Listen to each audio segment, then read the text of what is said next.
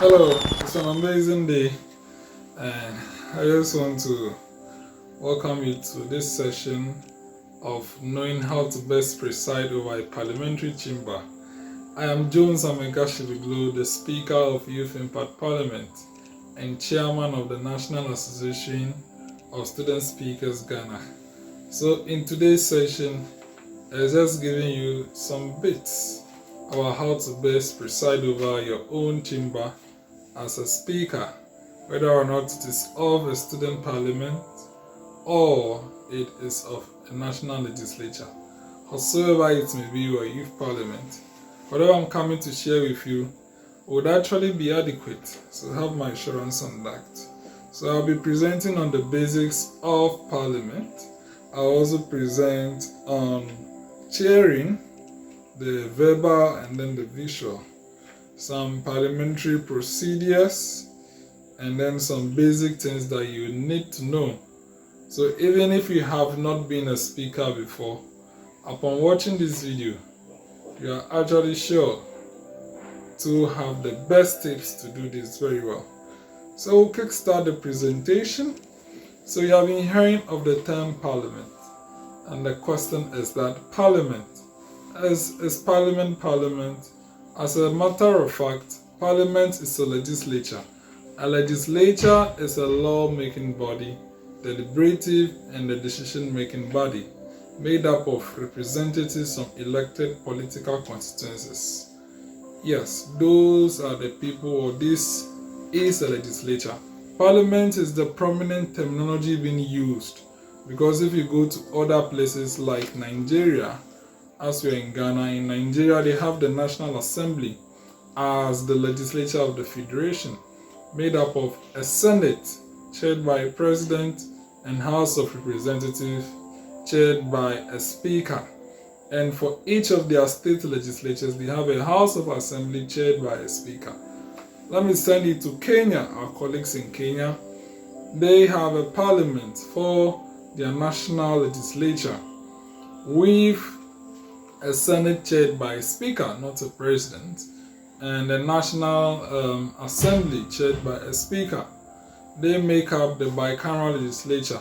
Mind you, unicameral is just one chamber. Bicameral makes two chambers to perform the legislative functions of a parliament. And if you go to South Africa, their parliament has two chambers. We have the National Council of Provinces, chaired by a chairperson, and then the National Assembly chaired by a speaker. So the terms, if you go to India, they have the Lok Sabha and the Lok Raja, Trinidad and Tobago Senate Parliament.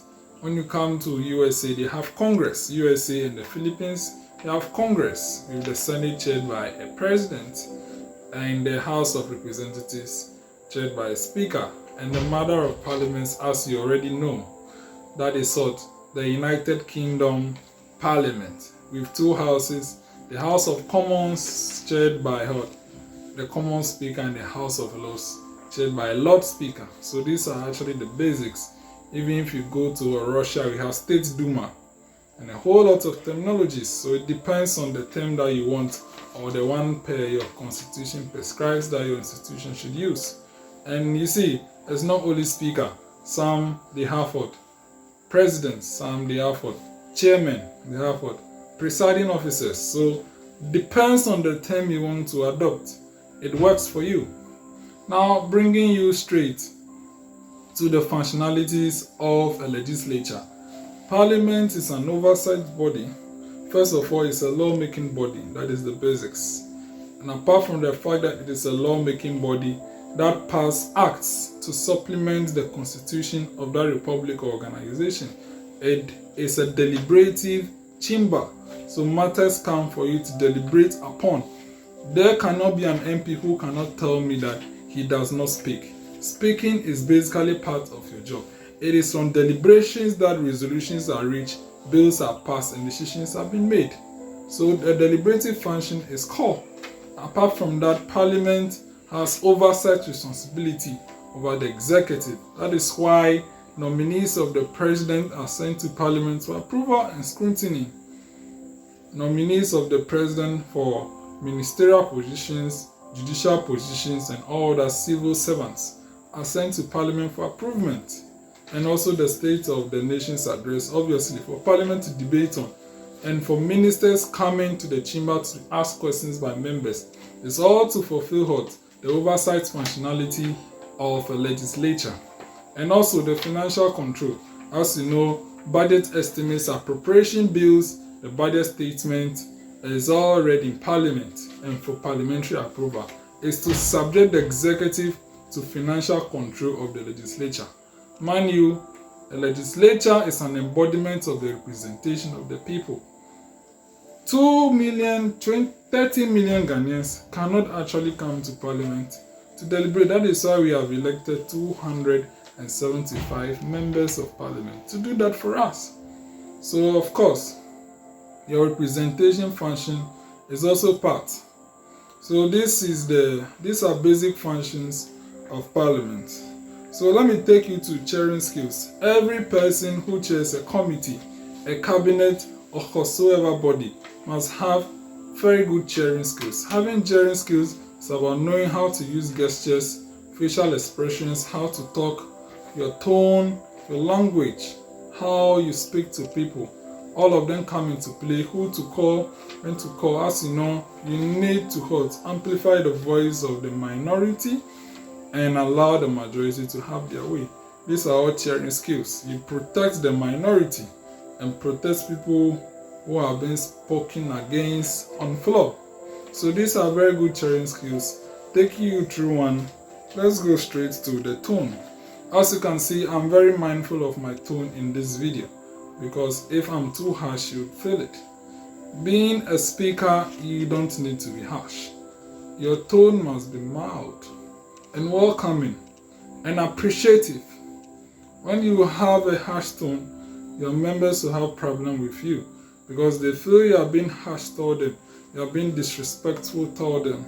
So it's important that you have a lovely and welcoming tone.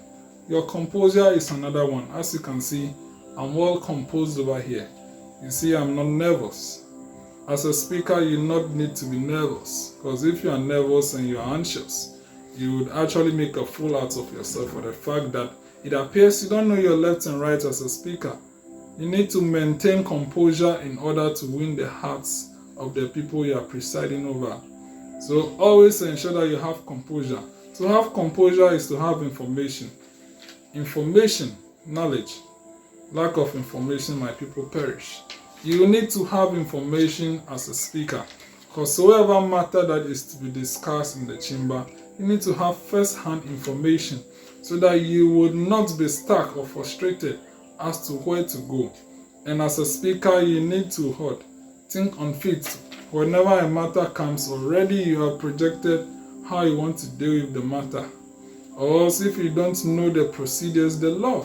A speaker is the custodian of the standing orders. You need to know the law. If you don't know the law, members will mislead you. So it's very important that in order to maintain a good composure, you need to know the law. And also, to add to it, facial expression. As you can see, I'm giving very good facial expressions. When you are speaking to someone, you look into their eyes. You know, when you are looking into the eye of someone and you are speaking, it's a signal that yes, I am focusing on you.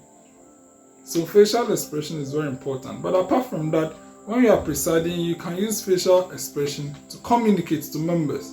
When a member, yes, I know I've seen you, but I want him to finish. That is what you are trying to say. When someone is speaking, you're like, no, you're trying to communicate to him that it should be of good behavior. It is not always that you need to speak. Gesticulation is also actually one way of communicating when you are speaking. So you are presiding, you are doing this. It means what? After he's done speaking, I'll call you. Hey, you, good. It means you're okay, right? You're okay, yes. Wait. It means what? You don't always need to speak before you can preside over the chamber. You need to let your gesticulation be known by members. So when they see that sign of you, they know how you are trying to communicate. So always communicate that with the people.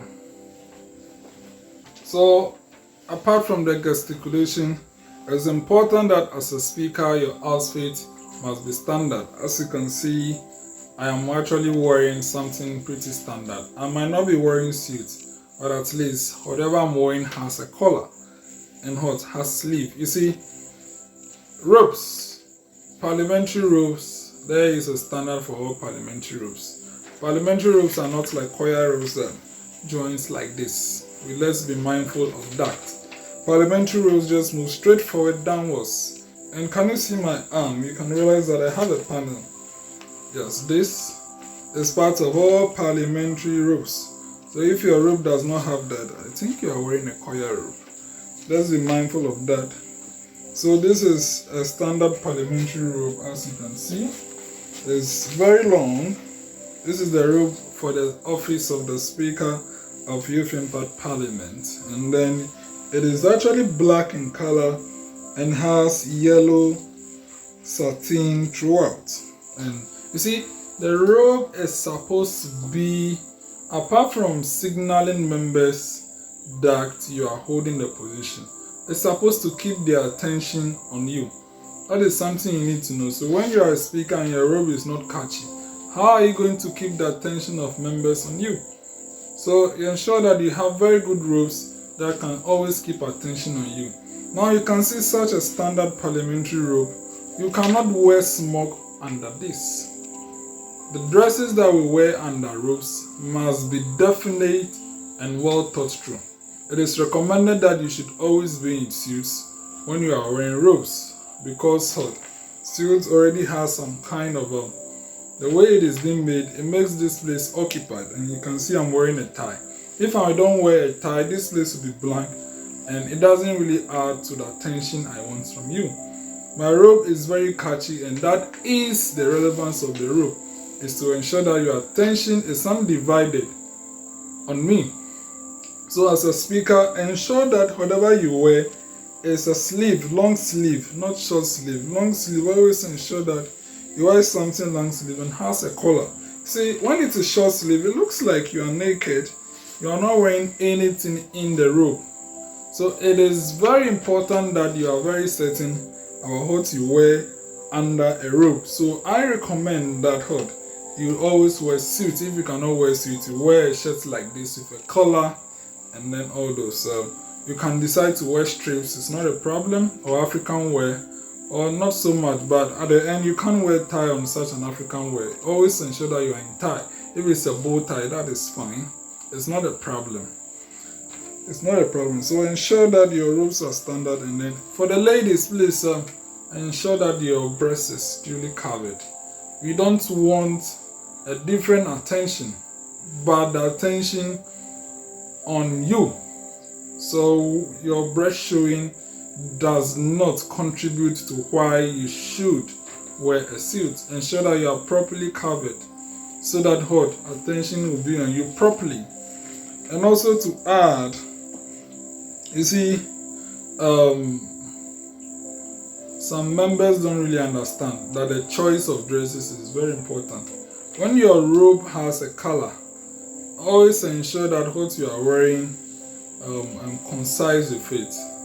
You can't be wearing a robe like this and then you come and wear some disturbing colors. If you wear a dark color, it's cool, it only pictures the robe. You can wear a white inner, that's fine. You can wear black, but when you wear some colorful things like an artwork under, I don't really get what exactly you are trying to communicate. So please, as much as possible, I prefer plain tops and plain suits. Yes, and then all those. It is very good for chairing so that you can look official as well. And don't also remember you are being addressed by how you look. So it's very important that you look the best that you can. Now moving on, I want to talk about motion. What are motions? Ladies and gentlemen, a motion is a proposal by a member. A motion is a proposal that the House takes a decision on a subject matter. That is what a motion is. Secondment is a support to that motion that has been moved by a member. There cannot be a secondment without a motion, without a motion being moved. You cannot second when a motion is not moved. So as a speaker, ensure that if you want it to be a decision of the House, motion is moved and accordingly seconded before you can go ahead to either they want to amend the motion, they can do. Amending the motion means you want the motion to read otherwise, and whoever amends the motion, it is just best that the mover of the motion, the original mover of the motion, seconds to concur that he agrees that his motion be amended. Now, when they say motions are debatable, it means that commentary can be made on the motion. But when the motion is not debatable, it means right after the motion is moved and seconded, you put the question. Now, what is this question that we are talking about? In Parliament, putting a question on a motion, it is calling for a decision to be made, for a determination to be made on that motion. So to put the question as a speaker is just to say, honourable members, motion moved and seconded. I now put the question to the House. All honourable members in favour of this motion say aye. Not in favour, say nay. Honourable members, if the ayes have it, you say honourable members, the ayes have it, the motion carries. Therefore, this House has adopted this motion been moved. If the nays have it, you say honourable members, the nays have it, the motion is not carried. Therefore, this House has not adopted that motion. Now, it is A-Y-E, A-Y-E, and the nay is N-A-Y. It's not I, it's not the letter I, it's A-Y-E, aye. All members in favor say aye, not in favor say nay. So take it, that is the question. And after you declare the motion, whether the ayes have it or the nays, it's important to bang the gavel. So that is it. The gavel signifies the authority of the speaker. If you want order to be in the House, you bang it 3 times. But after every determination or the ruling of the speaker, you bang it once. Now, rulings of the speaker. The rulings of the speaker serves as precedence of events of the House. Serves as precedence of events of the House. It is actually synonymous to the verdict of a high court. That is how the ruling of the speaker is. As a speaker, you don't rule on a motion moved and seconded. You can only put the question on it. The only opportunity for you to rule on a motion is when a preliminary objection has been raised about that motion. In that quest, you can disqualify the motion. And it's best the preliminary objection is being raised before it's been seconded. Then you can disqualify the motion. For a preliminary objection to be raised about a motion, it means the motion is not qualified. It has some fundamental issues. It is lacking constitutional consideration, or the rules of the House do not support such a motion to be raised in the House. You, the speaker, can also disqualify a motion. It is not only when a preliminary objection is being raised. Assuming a member has moved the motion that the House adjourns and never meets, you know it is not. Clearly, the House does not do that. So, honourable member, your motion is disqualified. Please file a proper motion. That's how you do it. So that is it for motions. And then moving on. As you know very well, houses are composed of majority and minority. For student parliaments, just leave this majority and minority out of it, because majority and minority means what? The party with the largest number and the party with the second largest number. That is the minority. For student parliament, you don't have party colors. So why should that be happening? Just go straight. As you know, parliament has a lot of positions. So the speaker, deputy speaker, the leaders of each caucus, deputy leaders, chief whips, first deputy whip, and second deputy whip. Those are the positions. So when it comes to caucus administration, that is it. Now, you see, as a speaker, it's important that you are time conscious. You see, as a matter of fact, you cannot sit throughout the entire day just listening to people. If you give opportunity to some people to speak, they can speak for 1 hour, 2 hours, non-stop. So how are you going to sit down and the House is stagnant? So it's important that you manage time. In managing time, I recommend that you use the strategy that Right Honorable Professor Aaron Makokwe, who was the seventh speaker of the Speaker of the 7th Parliament of the 4th Republic of Ghana, uses. When another member is speaking and it appears he has spent the time allocated to him, you say, honorable member, in conclusion, in saying so, you are persuading him to end. In conclusion, when he is not ending, then you say, honorable member, thank you very much, resume your seat. That is how you do it. If you don't control time, you sit there the whole day, over 5 hours, and you have not made progress. It's important that you limit the number of people who speak, because if everyone wants to speak, assuming in the Parliament of Ghana 275 members, and each of them wants to speak for 5 minutes each, do you know how long you are going to spend there on just that simple matter? You can spend over 5 hours to 10 hours on that simple matter without moving forward. So not everyone can speak. That is why for me, I'm even okay when the number is not big, because at the end you can manage. If even a house of 5 members left, 5 members right, they can debate for 4 hours. I'm telling you, because there'll be rebuttals from this side, rebuttals from this side. By the time you know, it becomes a very exciting debate during proceedings. Just 5 people left, 5 people right. So the numbers, you need to manage them. In order to do this work, it's very good that the leaders of each caucus of the House submit names of people to speak, and that can help us properly manage time. Now, as a speaker, you have to ensure that the House is properly composed and proceedings are ongoing very well without distractions of proceedings. You should not allow the House to go into disarray, the House to be perplexed and confused, and then honourable members just become very confused. No, don't allow the House to be in disarray. It means you have lost control as a speaker.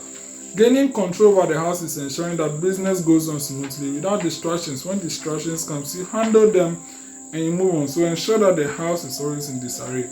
In the case where the matter cannot be dealt immediately, you can suspend the House. You can also suspend the House when you need to take, when you need to actually go for advice or take a break and your deputies are not around. Honourable members, you can suspend the House. And suspending the House, you don't need a motion for that. It's all about you, honourable members. The House is duly suspended for 5 minutes, then you bang the gavel, go and count. So suspending the House, you can use it when the House is in disarray and you just want to go and sort out members yourself before you come and continue proceedings. Adjournment. Prayers. Prayers are read. Prayers are read. Prayers in Parliament are read. It's a particular prayer that we pray every day. Honourable members, prayers. Almighty God, we humbly beseech thee to look with favour upon the Parliament of the Republic of Ghana. Grant that it may perform its high duty as in thy sight. Give divine guidance to the President of the Republic, endow members of Parliament with discernment and vision, integrity and courage, that through the labours of this Parliament, this land and people may be well and truly served, and thy good purposes for the common human life be realized in our midst. That's the first, and then go to the second. O Lord, grant us a vision of our country, fair as it might be, a country of righteousness, where none shall wrong his neighbor, a country of plenty, where evil and poverty shall be done away with, a country of brotherhood, where all success shall be founded on service and honor to the deserving. And then you continue. The prayer is always read, and as a speaker, you must master this prayer not to be choking when reading it. It has to be eloquent, very, very smooth. There are no prayers after adjournment. What is an adjournment? An adjournment is when the House wants to bring proceedings to a close, not business to a close. Business can be deferred to the next day for deliberation. To adjourn is to bring proceedings to a close for that day, and business continues. So there are no prayers after adjournment. It is being so because it is believed that the House is a going concern and business never ends. There are no prayers after adjournment. What is adjournment sine die? Sine die, S-I-N-E-D-I-A. Adjournment sine die. It means the House is adjourning indefinitely. They don't know the next time they are meeting. So whenever the House is going on a long break, they adjourn sine die. It means they don't know when next they are meeting. And that long break is actually called recess in Ghana. Yes, so that is adjournment sine die. When the House wants to dissolve, basically, you don't know when that particular House will meet again because it's been dissolved, or it will be dissolved. So you can equally use motion to adjourn sine die. So that is it for adjournment. Votes and proceedings. In Ghana, votes and proceedings are records of attendance and major decisions being taken and amendments to bills on floor of that house. Votes and proceedings do not require a question. So in correction of in consideration of votes and proceedings, we just go through page 1, page 2, page 3 for corrections and then matters arising, and at the end you declare it what? Duly adopted as transactions or proceedings of the House. So now members, votes and proceedings dated 21st August 2023 is hereby adopted as reflection or procedures, or is being adopted as true reflection of proceedings of the House, and you bank the gavel. So Hansard as well, the official report is also adopted in that way. So what is the official report? Parliamentary debates. It is a document containing word-to-word alphabet of every submission done in the House, inclusive of whatever the speaker says. So when you have the parliamentary debate, which is the official report of Hansard of Parliament for a day, you don't need to watch the proceedings. You can tell what proceeded or what happened in their house from clinking to crankra. That is the relevance of the votes and proceedings. In student parliaments, both of them are conjured into minutes of the House. Basically, votes and proceedings are minutes of the House. So whatever the members say is exactly what is over there, not the one in students' parliament minutes that it is being rephrased to be shorter. So that is it for you. You should know that the use of deputy speakers. As a speaker, you need to learn to use your deputies. You have to train their capacities to handle businesses of the House. You cannot sit over 10 hours presiding. You are a human being. You get tired. So when you train their capacity, you can call them to take the chair anytime. When there are 2 deputies, honourable members, first deputy speaker to take the chair. Honourable members, second deputy speaker to take the chair. When you want to come back for the 6th, they will announce, honourable members, Mr. Speaker to take the chair. So that is just it. Ensure that you don't stress yourself over business. That is why your deputies are there. You can plan with them which items to take. You can take the sensitive ones, you take the non-sensitive ones, and rest. Don't stress yourself. Build the capacity of your deputies and you would enjoy. Now, to take you through the last one, there are 3 voting models in the House. We have the voice vote, which is on very simple matters for a very simple decision to be made. When the matter becomes more sensitive or per the order or constitutional requirement, you can do head counts. Head count is just members standing or raising their hands, or division when they go through those to be counted. But when the matter is very sensitive and you want to protect the identity of members who voted either for the ayes or nays, you use secret ballot. Already you know balloting, you vote in elections. So that is it, ensure that you use them. Being in parliament is worthwhile to build your network. It's an opportunity to be in a youth parliament, to meet a lot of people and create an opportunity for yourself. Build your capacity and then also market yourself to the world. You those who are in youth parliaments, take it as a good opportunity. And you those in student parliaments, it's an opportunity to learn. Do not go there and do politics all day. Ensure that you learn something at the end of the day. It is very good for you. I am Jones Amegashie-Viglo, Speaker of Youth Impact Parliament Ghana of Youth Impact Movement and Chairman of the National Association of Student Speakers. God bless you.